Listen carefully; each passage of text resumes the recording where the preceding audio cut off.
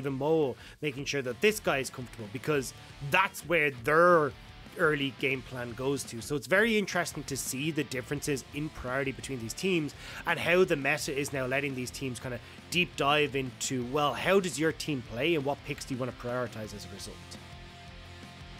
Well, it's about time we find out. It is going to be WE on our blue side, banning away the Zoe once more, getting rid of the Nidalee as well, away from Weiwei, and Yone as a respect ban.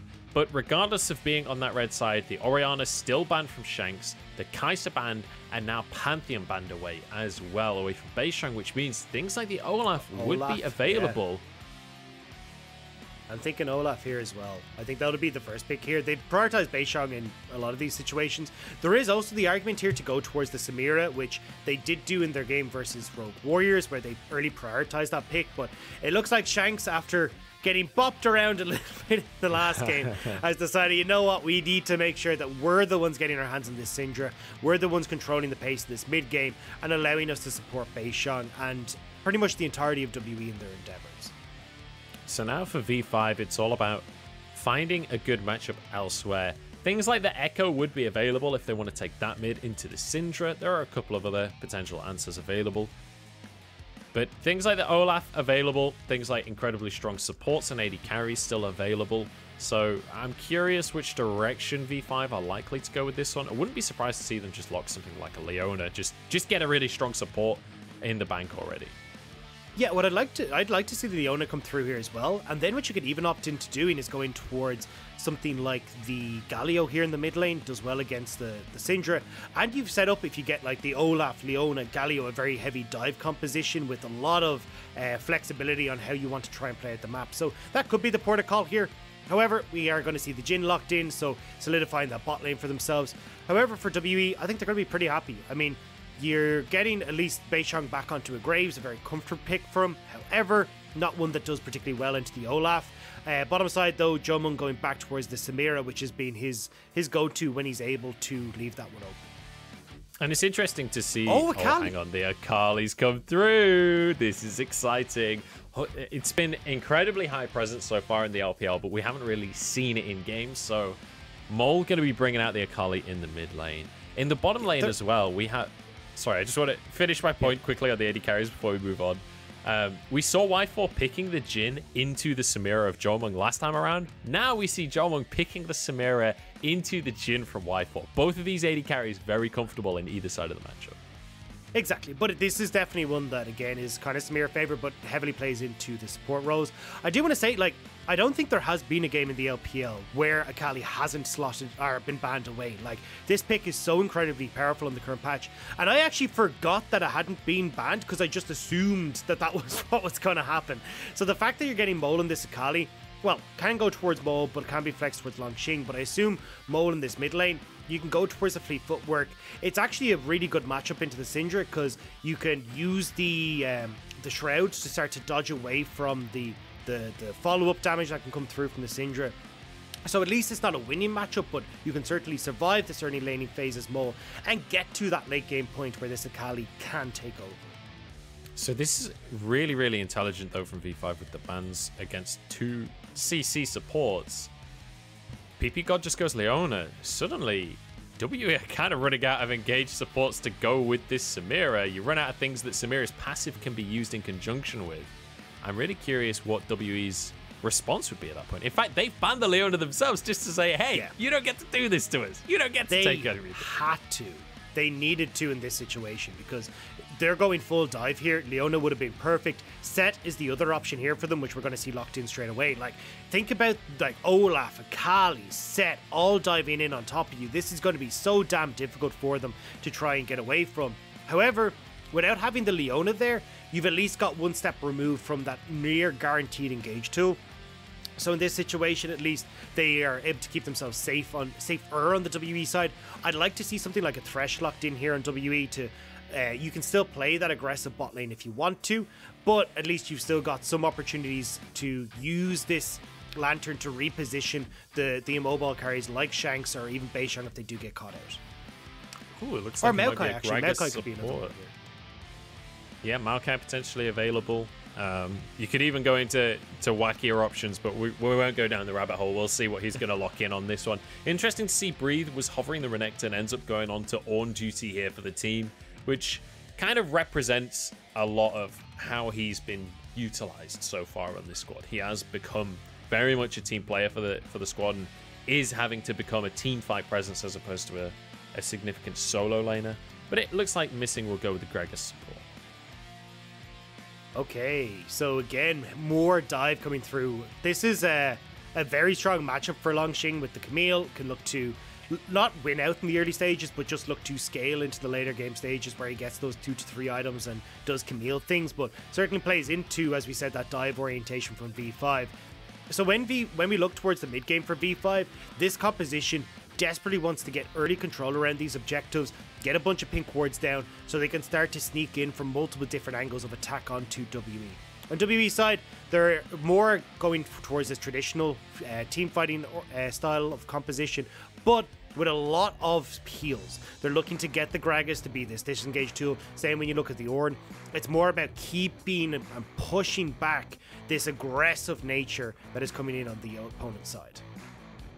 I will say, for the side of WE, based on last game, I would much prefer them to have a proactive composition to be the ones trying to force the issue. It feels like V5 are the ones with priority once again, not necessarily lane priority, but with they're the ones that have to make the play happen. And it feels like, based on the games we've seen so far, WE are stronger when they can be the ones that are on the front foot. I'd agree. However, they still have those opportunities to a certain extent, like the Syndra will have prio mid, can work very well with Beishang, even maybe hope to set up some kills onto Mole early. But overall, WE still have opportunities to make plays work in the early game. We'll see if WE can find some early game plays for themselves, if they can get Jolmung ahead, if Shanks can have a better time in this mid lane. The mid lane has gone both ways, but Mole seeming like the better player as we head into game number 3 here. Both of these teams looking to build their reputations.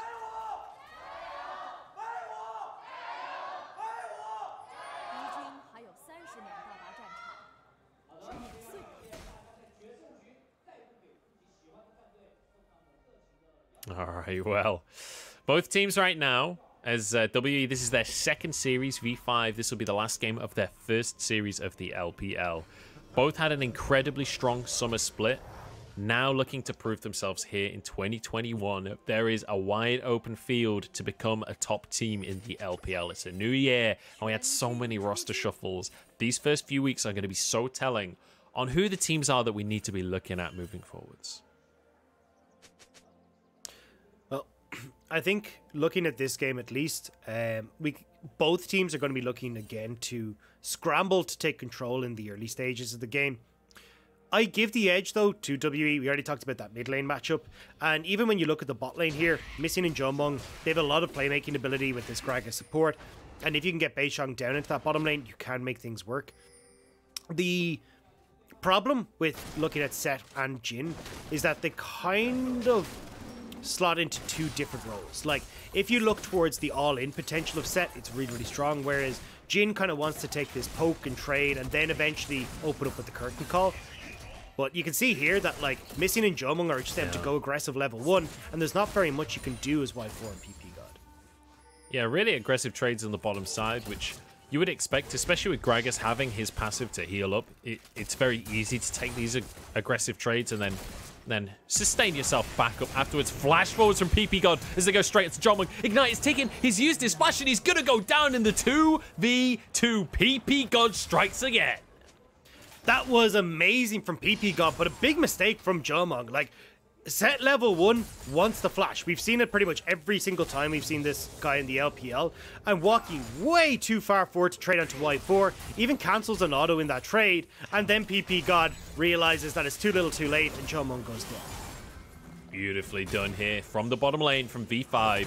And this is exactly what you expect from PP God. He's such an aggressive support player. That's why he's built such a huge fan base over the course of last year. But Jolmung wants to answer for this one. Dashes on in with the Wild Rush, but can't do too much with it. Breathe actually in a bit of trouble as Longxing thought he was going to go a little bit more aggressive there, but decides not to overextend for this one. Good job with the Bellows Breath there from Breathe to stop Longxing from being able to go aggressive, is taken quite low, and unfortunately for him, isn't able to get this wave shoved under tower as easy as you'd like, so Longxing doing a good job freezing it.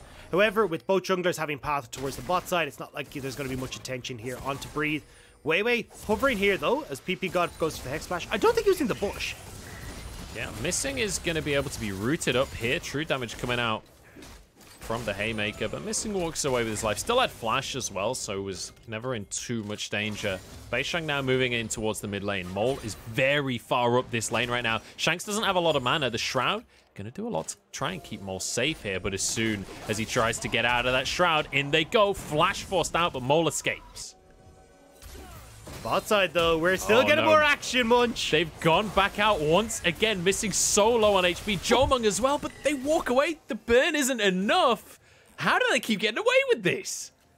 They're getting away with it because by not dying, but they are certainly not getting away with it when it comes towards that CS, because this is going to be another wave that's shoved in. Now, Jomung and Missing are staying to hold on to this wave, but Weiwei stopped his back. They're just going, rinse and repeat, third time's the charm. Yeah, they're looking for a dive this time around. Y4 has the fourth shot available. PP God over the wall, looking to try and get the stuns. Missing, flashes under the tower, it survives. Jomung lives as well. This is ridiculous. They've gone to the wrong side, though, and now they're going to get chased down by Longxing. Missing trying to walk away, won't get away with it this time. They will answer, though, as Weiwei falls as well. Jomung walking underneath the enemy tower. Longxing grabs that one. It's a 3 for 2 overall. Oh God, what is going on? All the shenanigans are coming out. You know what? There's like when a boxer gets like that little bit too tired towards the end of a fight, and it feels like we're starting to get a little bit of that. PP God tries to make the aggressive play underneath the tower, but realizes that I'm a little bit too low. And with the amount of burst damage that can come through very quickly with Missing and Jomung, he ends up falling. And with the TPs coming in from V5, though, they're able to secure that one, at least to even it out. But very messy across the board. And it's bought a little bit of time for Breathe in this top lane. Shove in that mid lane, get a nice back for himself. He won't even have to burn TP here. He can just walk up towards his top lane. And now with the next dragons, or even the further plays that try to happen on this bottom side for V5, Breathe can show up. Yeah, I think the key thing to take away from this is that ultimately the fact that that was a fairly even fight and WE used less, right? They were just responding to the play. It was Shanks that TP'd down, whereas Mole had used his TP to get back to lane. Longxing TP'd into the bottom side of the map. Meant Breathe had a bit of free time. Meant Shanks was able to pick up a kill in the bottom side fray as well. So all things considered, it's a fairly neutral play at the end of it, but it's V5 with a minor gold lead. And now, Jomung Missing having this push down the bot side. You see again, Beishang and Weiwei are hovering just in the wings to try and make sure that they can support their teams where necessary. Oh, PP God Hex flashes in onto Missing, but takes a bit of damage himself. Jomung jumps forward so damn aggressively. Haymaker's already been used, and Beishang picks up an easy kill. Now Weiwei in on the play, and Mole is rotating over as well. This could get bad for WE, who have really committed, but with the collateral damage, he slides out of the fight. Mole comes in. Perfect execution is available. Dashes under the tower, but he's exhausted. And so Jomung finds it instead. Now the TP comes out for Breathe. The Ornn horn is blown, and Weiwei finds himself alone in the fray, taken down and another with the shotgun. It's a disaster, and Shanks is here, Y4! You gotta run! He will manage to escape, but my God! WE are putting the hurt onto V5's bot lane. What started off as a somewhat nice lane for Jomung and Missing for Y4 and PP God has now turned heavily in favor of Y4 and Missing. Yeah, they've got maybe 10 CS behind, but the kills that they've gotten over themselves, the pressure that they've now created on this bot lane is going to pay off dividends for WE. See, this is the 5-head plays coming out from WE. They looked, in fact, let's take another look at the replay and then I'll go into why they're 5 heads. So, Jomung, again, we talked about how Beishang was here to support him. He goes in aggressive, bypasses the Showmaker, the Haymaker, which does a lot of work. The big thing here, again, is we're trying to just tick down on a timer to get this Ornn TP in. Look at the top lane. Longxing, he's got that lane fully shoved in. So as that wave is cleared, Longxing TPs, there's nothing that, not Longxing, Breathe TPs, there's nothing Longxing can do. And from that point forward, you've got to force Weiwei into a scrap here as well. But beautiful stuff from WE. And just think what happened with this team last year. Domo's taken them aside after game number 2 and said, look, guys, you allowed a laning phase, an extended laning phase to happen. We never do laning phases here at WE. Just brawl. Just fight them wherever they come. Let's get down to the bot lane. Let's play around Jomung. V5 trying to force these fights around Jomung is letting WE play their comfort zone. This is the kind of skirmishes that they love to play. And WE, again, off of the pressure now that they create a bot, should be able to get this Rift Herald. You can see the wave was shoved in there for Y4, so as a result, Jomung has first move here. He gets up towards this mid lane as the rest of WE support the Rift Herald play. So WE, they managed to get the Drake, they managed to get the Rift Herald as well, finding every advantage off the back of this early couple of skirmishes they got for themselves. Stun goes out onto Mole in this midsection. Does have his ultimate available, has flash as well, so you shouldn't expect him to be in too much danger at this point. PP God will be able to finish off the control ward, and Missing immediately drops the ward to answer for that situation. Missing is a level up on PP God. They're just going to be kind of sparring with one another over this little ward skirmish that happened. I'm curious to see what build Longxing is going to go in this game. I'm looking at the top lane. We saw the Triforce come out, I believe it was yesterday with Clement, where he was talking about, you know, although the nerf to the attack speed has come in on the Triforce, it's still really good. I think in this situation, though, although in a split push scenario, the Triforce does really well, I think we'll probably see the Divine Sunder build. There's going to be a lot of times where Longxing is just forced to group with the team, and if you can get this Divine Sunder in towards a early, like Ravenous Hydra in towards an early start stage, you just become so tanky and can actually be quite a bit of a threat in this team fight. And what we talked about already, the very heavy dive focus composition that V5 are going for, Longxing really needs to be the person to lock down the Jomung and Missing in these team, Jomung and Shanks in these team fights. Xing has moved down to try and get vision of what's happening, but Beisheng's already here. He's already grabbed the Scuttle Crab. Wei Wei starting to fall pretty massively behind in this game. And let's bear in mind that Wei Wei, when we talked earlier on today, we set V5 up as kind of the 3 apostles returning, right? It was PP God, Mole, and Wei Wei. These are the 3 returning players from V5. And these are the kind of the 3 main centerpieces that this team is going to play around. Wei Wei being this far behind in the jungle means that the rest of V5's game plan kind of falls apart behind. He's 30 CS down as well as the 2 kills from earlier. Never mind the fact that Beisheng also has a Rift Herald, so he's going to have some plate gold coming his way shortly. This makes it very difficult for V5 now to play out the next few minutes of the game. Especially when you look at the fact that Shanks' teleport is coming up soon. I'd love to see Shanks just shove in this mid lane incredibly hard, and then off of this slow wave that's building the bot side, they can look to get the Rift Herald and the TP with Shanks to guarantee that you can take this bottom lane turret. Because Jomung, again, if you can get this 80 carry fed, is going to do a lot of work in these team fights. And especially when you look at the dive orientation of V5 that we talked about, a dive composition that falls behind just sucks. Like, you need to at least stay even to ahead, because otherwise you're just diving into your death, and that's not fun for anyone involved. And this is one of the really smart things that we've seen coming out from Jomung as well this game, is that instead of going with something like the cleanse or the heal, he has gone for the exhaust himself. We saw it in that last fight. Mole dives into the back line as he's trying to finish off some of these low health bars. Immediately, Jomung just drops the exhaust onto him. Mole can't get anything done, and it means that the rest of the fight can be swept up by WE. They're now 1,500 goals, or just over 1,000 gold, ahead of their opponents. Drake's coming up in 20 seconds, and realistically, there shouldn't be a universe where V5 can contest. I say that, though. Shanks is in trouble as it's a 1v1 between him and Mole. Flashes away and throws out Scat of the Week. Mole has to perfect execution. Beisheng actually flashed after that one.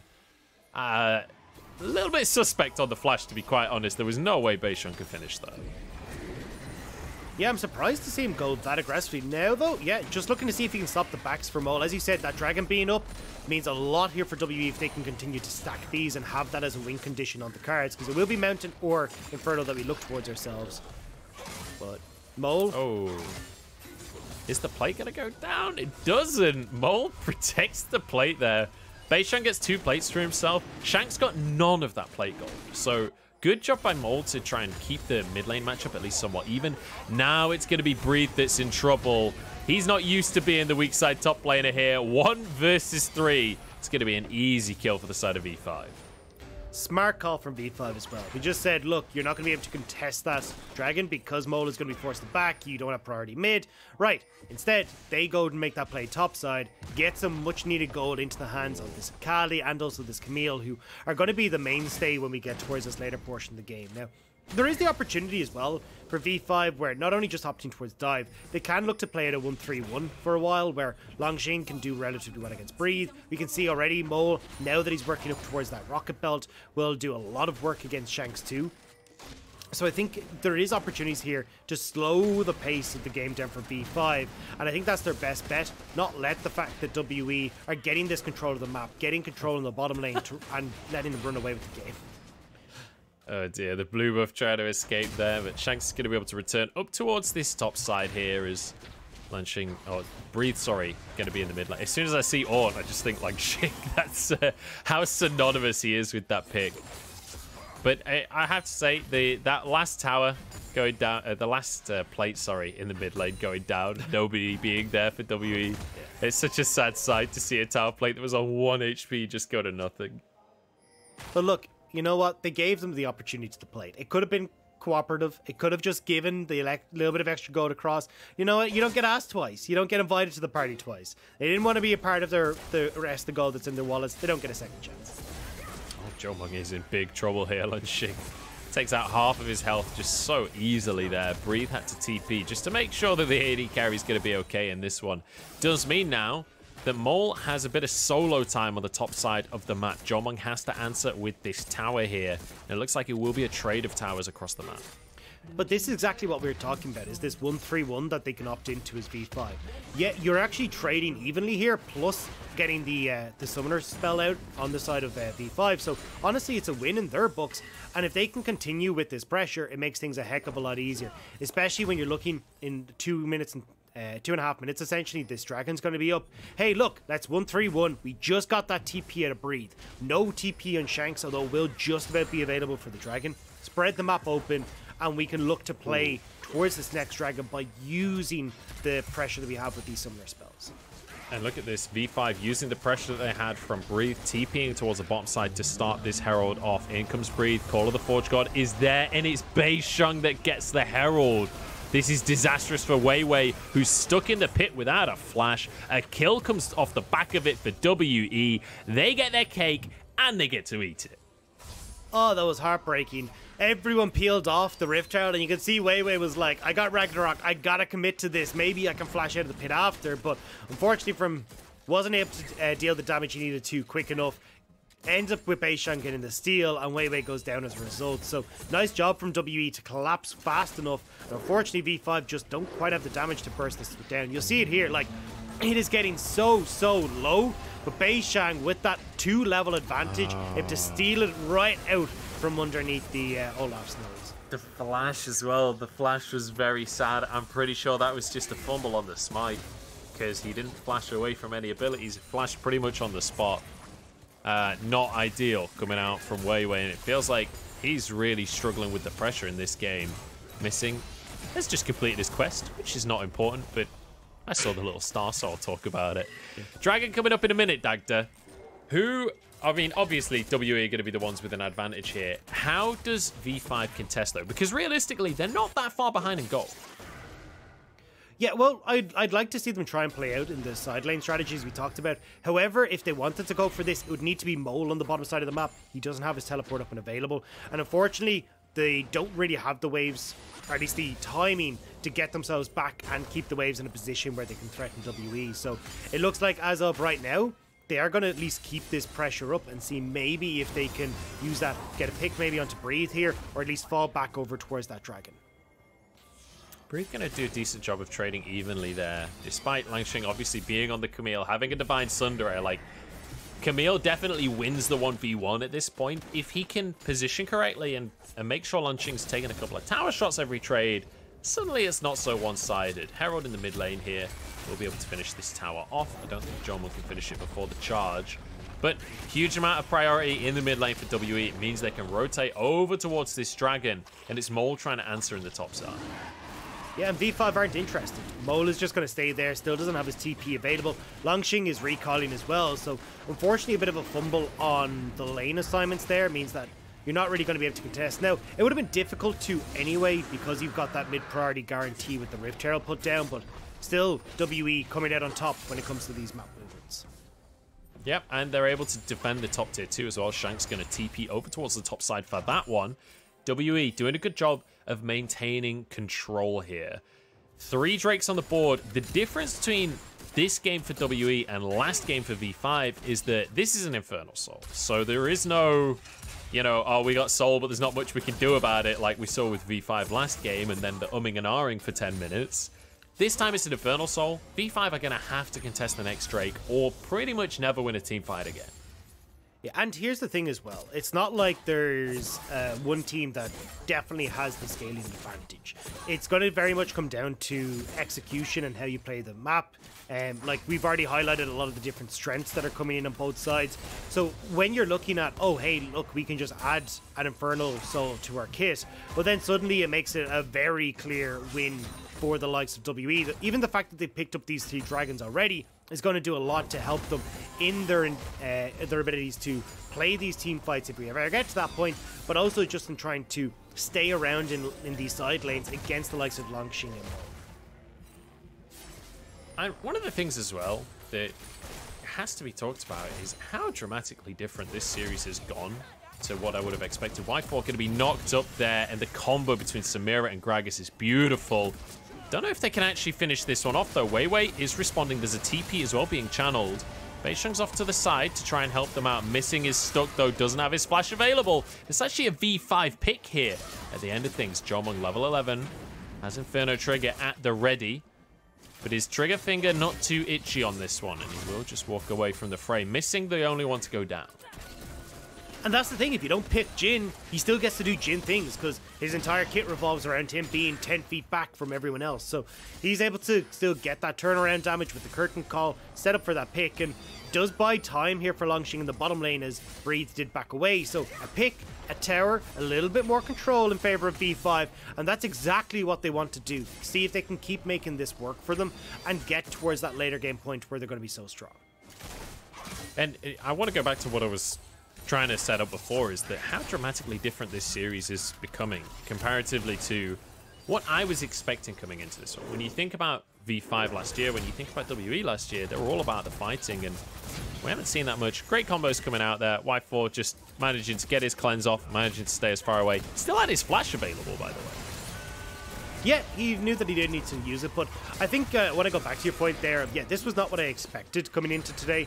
I thought we'd see well, we saw a lot of action, at least in game number 3, but certainly I thought we'd see the foot put down when it got towards these mid games, and WE looking more for these pick orientations, getting deep vision control, which they are slowly trying to get in this game, but certainly not to the same effect as they did in summer of 2020 or even in the previous series against Rogue Warriors. And in V5 side, we talked about these guys being so aggressive in the early point of the game, almost to their detriment. However, once we get to this mid-game portion, it seems both teams are kind of going, okay, you know what, we're actually happy to just try and take this a little bit slower. Now, in the grand scheme of things, this does favor V5. V5 are trying to get towards like Longxing being at a really strong point. You can see Divine Sunter and Steric's Gage picked up. He's looking at these team fights with the builds that he's gone, very tanky build. Also, when you look towards the Akali, she's got that Rocket Belt completed, the Zhonya's as well, so she's all ready to go in these team fights. There's 2 items for V5 make a big difference. Missing's been caught out again. The Hextech ultimatum just to make sure he can go nowhere.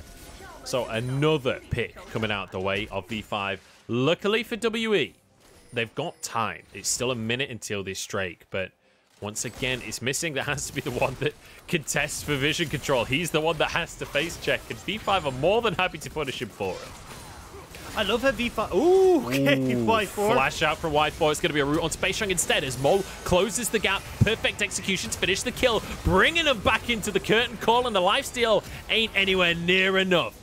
This is V5 with 2 more picks on the back of that one, and they're running a Baron. And look at the screams out of V5. PP God nearly out of his chair as they make that play happen, but that was beautiful. And what I wanted to say was, V5, understanding how their composition works, they go for a very early reset before this dragon. They're back on the map of, like, WE traditionally have backed at about a 50-second mark. V5 go for a minute 30 back, which means they're out on the map, and they get the pick off the reset, so they're able to make this play happen before WE are even able to respond. Now V5 with Baron going towards Dragon. And Jomung has only just respawned. Beishang still in base as well. This should be the Dragon going the way of V5. Unless some kind of miracle steal happens from Shanks here. He goes and he gets it! What? Shanks, you beauty! Steals away the Infernal Soul. And now, knock up onto Maul. Flash forward from missing. The Ignite is taken away. He's gone into the Zhonya's, but Breeze should be able to finish that one over the wall. And WE, just as it looks like it's falling out of their control, they managed to seize this game by the horns. Oh, God, Wei. What happened? It was right there. But, all you had to do was smite. What a way to go. Oh, God. That's a no-no. But, yeah, when I look at this, just overall, it was starting to look so clean. The Baron was there. You had to just hit the smite, and you were away with this. But Shanks, the up-and-coming rookie on WE, stepping up to make the play after a disastrous game 2. The hero moment that could bring it all back for WE is that steal right there. And this is the play that started off. Early resets coming in from V5 mean they get full control over River. They're the ones that are able to make these plays, and it's about getting these multitude of different angles. PP God from one end, you've got the Olaf coming from another end, but there you see it, Shanks stealing that away at the last minute, and just add insult to injury, Mo going down on top of it. And I think that, honestly, the ability to steal Drakes is one of the most underrated parts of Syndra's kit. The QE combo does well over 1,000 damage when you got a couple of items for yourself. He's got the Ludens, he's got himself his boots as well. He's able to do a huge amount of burst damage. That's not just like a... I mean, it is a negative to Wei to lose that Drake to a Syndra there, but Syndra's exceptionally good at stealing these objectives. That's heartbreaking. Yeah. Like, after seeing the elation from V5 when they made that play, like, literally standing out of their chairs to have it come crashing down with one steal. And you can even see now, look, yes, V5, they'll be able to get some of this standing gold, and it will help them out, but this Infernal Soul is such a big victory for WWE. And now, suddenly, that little comeback that we were seeing out from V5, they find a couple of picks, they go to Baron, they immediately try to snowball it into Dragon to deny the soul. That singular steal has halted all of that momentum in its tracks. Y4, oh, can't quite steal the red. They can't even get a red buff Dagda. It's going to go the way of Jomung. Nothing is going V5's way anymore. It's not feeling good. It's really not feeling good for V5. Now, at least in V5's books, they can still play this 1-3-1 style. We can see it right here, but the problem is now you've got two major objectives on V5 side that you have to fight for. Both the Elder Dragon and that Baron. So it's not like you can just like okay, well, we can gift a couple of these things across. No, these are both going to be game enders for you. So from that perspective, V5, they really have their backs up against the wall. You need to start making these plays happen where you're getting in, denying vision, and again, getting these early resets towards objectives where maybe you can look to pick people off in transition. But it's going to be very difficult in an uphill battle that was already looking pretty difficult and tumultuous for V5. So let's take a moment here and kind of recap where we're at in the game and some of the items that are coming through for our primary carries, because even though we're talking about how WE are ahead in this one, when you look at the AD carries, there's actually a significant advantage in favor of Y4 already on the 3-item mark, whereas you've got BF Sword there for Jomung, not quite finished that 3rd item, and apparently the Chinese side are just talking about this as well because they're bringing up the item differences. That stopwatch is important though for Jomung, being able to survive a little bit better in these fights. Across the rest of the board, it's fairly even, aside from that jungle with the Collector there. Beishang almost finishing a 3rd item. He's got a Zeal as well as an Executioner, so it looks like he might even go for a Mortal Reminder here. Or maybe just building the Executioners and we'll finish something else. But regardless, we're seeing a lot of damage on the side of WE here and a lot of survivability. Certainly. I just want to, like, coming back to your AD carry point, yes, Y4 is ahead, But the difference for a Jhin is that your strength in the team fight is at the start, when you open up with the curtain call, and the end, when you come in with your 4 shots. That mid-game, or mid-fight, is a little bit shakier because you're usually trying to catch up to the fight or waiting for your damage output so you can get that 4th shot. Whereas for Jungmung, he's much more impactful where he's in the thick of things, getting off a lot more damage, specifically when he gets his AoE ultimate off. However, you have hit the nail on the head there, Munch. Once that Infinity Edge, getting that 60% crit is so damn important right now for Jungmung, which is why we're seeing WE take a bit of a breather, take a second, see if they can ingest some of this farm onto the AD carry, and then come back and look for these fights at the Dragon in 50 seconds. Well, the Dragon in 50 seconds is what we've got to look at here. There is going to be a lot of damage, and bear in mind, the item difference is nullified somewhat by the Infernal Soul that's on the side of WE, so Jungmung is not, even without an Infinity Edge, will be no slouch in this fight. 35 seconds on Infernal. Baron will be on the cards as well. That's up in 10 seconds. WE, though, if they get picked off, missing, taking a little bit of damage here, he's going to be fine. Beishong apparently looking towards chickens right now. Forget the fact that Elder Drake spotted in 20 seconds. I need a red buff. I need some chickens for myself. Missing going to go position up towards him as well. Breathe is here. Dagda, we're going to 5v5 on our hands. Yeah, the big thing about this, though, is that you don't have that Infinity Edge completed, but you have that Ravenous Hydra completed for Camille. V5 have hit a really strong point at this, and you've got flashes galore on their side. A dive composition loves having flashes, the ability to outplay the CC and the lockdown of WE. Oh, Jungmung's accidentally used his stopwatch. That is bad news. In they go straight on towards Jungmung. He doesn't have any way to survive, but he survives anyway. Drops down as Beishong falls as well. V5 trying to win this one out, but it's 2 versus 3 here as the health bars are low. Shanks still surviving, still has Infernal Soul. And actually, there's not much damage remaining for the side from V5. Weiwei trying to escape out through the top side of the fight. And that was pure chaos for a while. It can still be fight 2 Electric Boogaloo, though. You've got the TP available for Mole. He can still come into this play as they're starting to see if they can chase down this Olaf. Weiwei needs support right now, because if he dies, they can, off of respawn, take that Inferno or Elder Dragon. Oh. So now Weiwei looking for the back as Mole is on the hunt. Mole's TP'd into the play. Weiwei trying to recall, will be able to finish it off. Looks like WE now actually can't recall here because Breathe needs to deal with this minion wave for stopping his recall. Mole is around. Shanks looks like he's finished the recall off here. He's going to move on in. Mole jumps onto the likes of Breathe. It's an Akali. There is no answer. The TP comes on through. The damage isn't there. Feels bad, man, for Mole. Yeah, not able to stop that anymore. No micro stun there on the Akali ult, so not able to do very much, and it means that then you're able to get back there as Breathe to the base. However, TP burnt. Breathe is in base. Now an opportunity for V5 to make something work. It looks like right now, they're all drifting down towards this bottom side. Mo's ult is on such a short cooldown that it should, as long as V5 can delay a little bit, be back up. But a lot of those key flashes that we talked about were burnt in that last engagement. So things become a little bit easier for WE to keep themselves alive. And GA is well completed for Jungmung. Yeah. That's what I was about to say. The stopwatch fumble can't hurt him anymore. He's got a GA now. Let's remember, this is for setting a precedent. This is for playoffs, potentially. When you look at where these guys should be in the standings, here we go.